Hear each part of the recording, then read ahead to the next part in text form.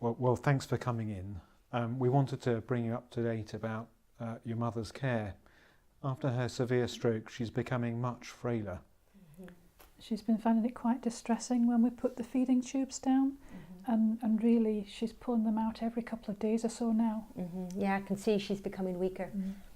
So us and the team think it will be kinder that when the tube comes out, that we don't put it back in again.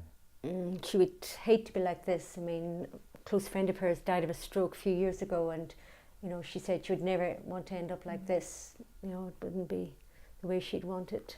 It's hard for us to know if she understands the reason for the tube, or if she's just pulling them out because they're uncomfortable.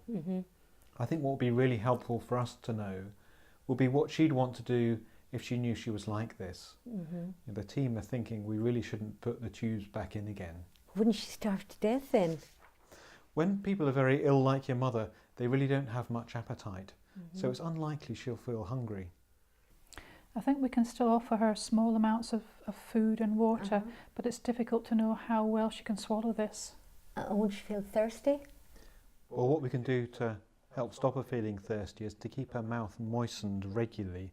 We can give her some gel and regular mouthwashes, and we can also give her some fluid under the skin, a small amount that'll really stave off thirst.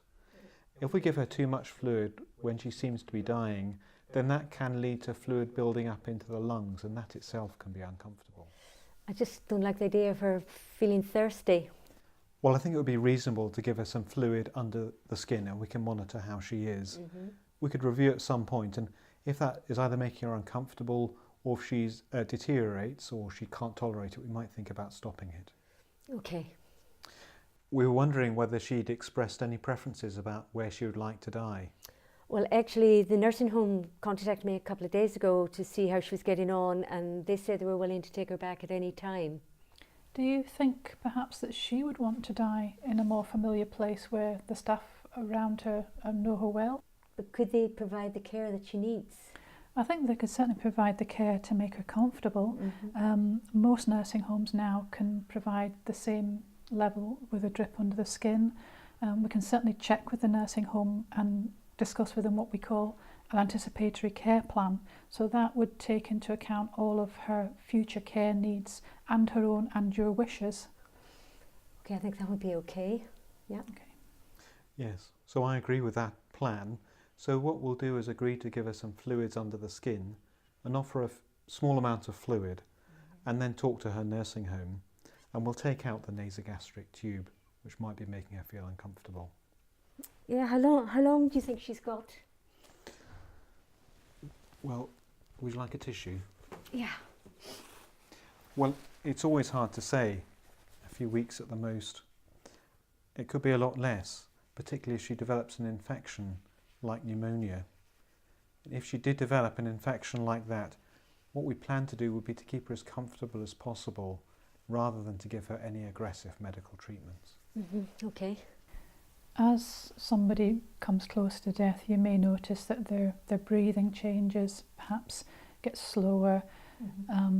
They may feel that they're becoming more sleepy.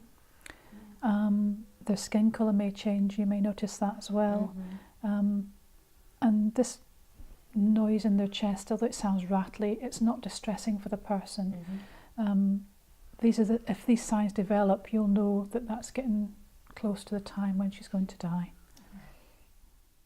So we'll talk to her nursing home, and we'll check that they can give her the care that she needs and make sure she gets all the aspects of care. Do you have any questions? No more questions. Would you be able to speak to your brother? We'd be happy to answer any questions that he has. Yeah, I can speak to my brother. He's been very appreciative of all the care that you've given him, so